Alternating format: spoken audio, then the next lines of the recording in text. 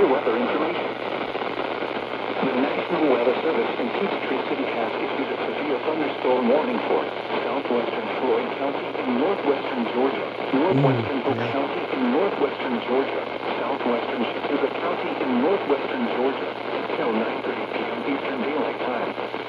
At 8:55 p.m. Eastern Daylight Time, severe thunderstorms were located along a line extending from Chattooga to near Knightons Crossroad, moving at 35 miles per hour.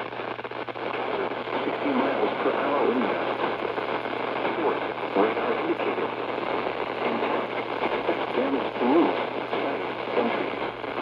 Locations and tactics include Rome, Cave Spring, Etna, Cooper, Essen Hill, Chattooga, and Holland.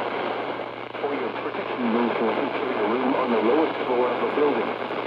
If you see room damage, hail or flooding, wait until the storm has passed, and then call the National Weather Service toll-free at 1-866-7-634-4664 to let you report that you should rent it. This is no weather radio station WXK.